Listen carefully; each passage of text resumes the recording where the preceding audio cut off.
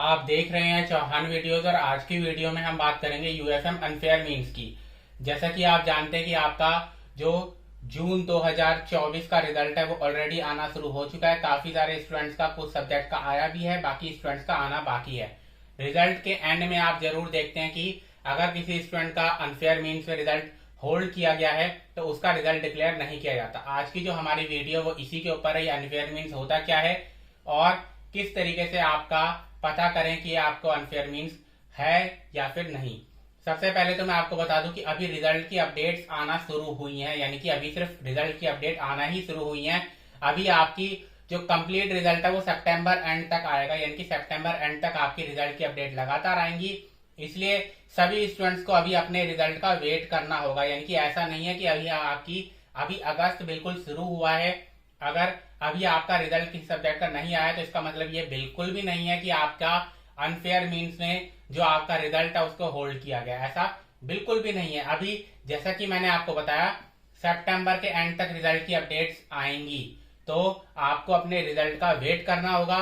सिर्फ कुछ केसेस ही ऐसे होते हैं जहां पर यूएफएम का केस लगता है, जिनके बारे में आज की वीडियो में हम बात करेंगे। तो आप इस वीडियो को इसलिए पूरा जरूर देखें और अंत तक देखें। अगर आपने अभी तक मेरे चैनल को सब्सक्राइब नहीं किया है तो आप चैनल को सब्सक्राइब भी जरूर कीजिए। तो अब सीधा वीडियो की शुरुआत करते हैं। यहाँ पर कुछ चीजें जो कि मैंने आपके लिए लिस्ट की हैं जो कि आपको जानना जरूरी है यूएफएम के बारे में। यूएफएम सिंपल भाषा में अगर हम कहें तो चीटिंग, यानी कि किसी भी तरीके की आपने अनफेयर प्रैक्टिस की है एग्जाम के टाइम पर आपको, ताकि उसके लिए अनफेयर एडवांटेज मिल जाए एग्जाम के टाइम पर, यानी कि at the time of examination आपका कोई भी ऐसा काम किसी भी तरीके का डायरेक्टली इनडायरेक्टली आपका ऐसा कोई भी काम किया, आपने अनफेयर कोई प्रैक्टिस किया, अनफेयर एडवांटेज लेने की कोशिश किया एग्जाम में ताकि आपके जो मार्क्स हैं वो इंक्रीज हो जाएं, तो उसको क्या कहा जाता है, उसको यूएफएम कहा जाएगा। उसमें मैं आपको बता दूं कि टीचर को धमकाना या किसी तरीके से बाहर कोई खड़ा है वो आपको किसी तरीके से मदद कर रहा है, उसको भी यूएफएम ही कहा जाता है। यानी कि इवन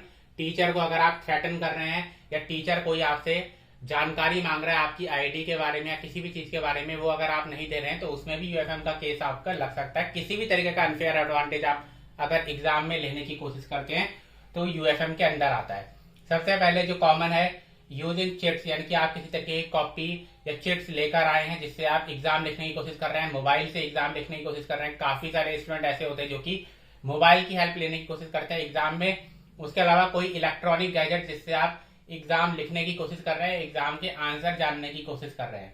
उसके बाद कॉपिंग फ्रॉम अदर्स, यानी कि दूसरे जो स्टूडेंट्स हैं उनकी कॉपी से आप लिखने की कोशिश कर रहे हैं, या फिर यूजिंग बुक्स, जो इग्नू की बुक्स है उनका आप इस्तेमाल कर रहे हैं, उनसे आप आंसर ढूंढने की कोशिश कर रहे हैं, या फिर दूसरों की मदद करने की कोशिश कर रहे हैं, यानी कि दूसरों को आंसर दिखा रहे हैं। उस केस में भी आपका यूएफएम लग सकता है। उसके अलावा एक और इम्पोर्टेंट है, ये जो पॉइंट नंबर 4 है इसको समझाने की जरूरत है।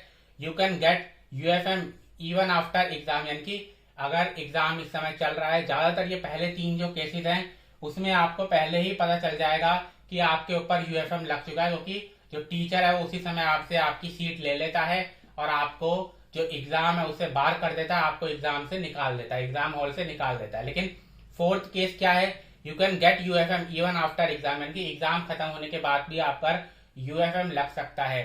अगर चेकिंग करते वक्त, यानी कि जब आपकी कॉपी को चेक किया जा रहा है, अगर उस समय भी इस तरीके से लगता है कि आपने आगे पीछे कहीं किसी से नकल की है, या फिर आपने कॉपी में मान लीजिए कई बार स्टूडेंट इस तरीके से करते हैं, कुछ रुपए छोड़ देते हैं, कुछ मनी छोड़ देते हैं, किसी तरीके की चिट छोड़ देते हैं, अपना मोबाइल नंबर लिख देते हैं कि इसमें संपर्क किया जाए ताकि आप उनसे जो चेक करने वाले हैं उनसे कांटेक्ट कर सके। तो इस तरीके के केसेस में भी यूएफएम लग सकता है, यानी कि आपका एग्जाम हॉल से जाने के बाद एग्जाम के जब पेपर की चेकिंग हो रही है उस समय भी आप पर यूएफएम लग सकता है। अगर किसी भी तरीके से पता चलता है कि आप कोई भी अनफेयर एडवांटेज लेने की कोशिश कर रहे हैं, आपने अपना मोबाइल नंबर छोड़ दिया, कुछ पैसे छोड़ दिए, या फिर ऐसा पता चलता है कि आपके आगे वाली सीट या पीछे वाली सीट वाले जो आंसर्स हैं बिल्कुल सेम टू सेम है और उनमें भी किसी तरीके का कोई नकल की संभावना है, तो आप पर यूएफएम का केस लग सकता है। अगर लग गया तो सबसे पहले तो आपका एग्जाम जो है रिजल्ट होल्ड में चला जाएगा, यानी कि वो आपका रिजल्ट डिक्लेयर नहीं किया जाता।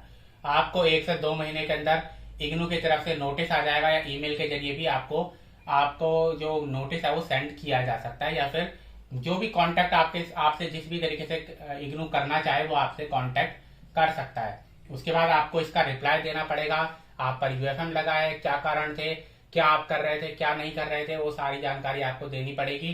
कमेटी फिर उसके बाद पनिशमेंट आपकी डिसाइड करती है, जो कि आपका जो वो सब्जेक्ट है उसका एग्जाम तो कैंसिल होगा ही होगा। उसके अलावा आपको 6 मंथ के लिए बार किया जा सकता है एग्जाम देने से, या 12 मंथ के लिए बार किया जा सकता है एग्जाम देने के लिए, या फिर उससे ज्यादा भी पनिशमेंट हो सकती है। वो डिपेंड करता है कि आपकी जो यूएफएम का केस है वो कितना बड़ा है, किस लेवल पर आपने चीटिंग की है, या आपने अगर किसी तरीके से कितनी बड़ी चीटिंग की है, या कितना बड़ा जो आपका जो पनिशमेंट आपको मिलनी चाहिए वो डिसाइड करने का जो पूरा अधिकार होता है वो आपकी एक कमेटी डिसाइड की जाती है, उसका पास होता है। वो आगे आपका डिसाइड करेगा कि आप आगे कब अपने एग्जाम दे सकते हैं, कितने महीने बाद या कितने साल बाद आप अपने एग्जाम दे सकते हैं। तो ये यूएफएम का पूरा केस होता है।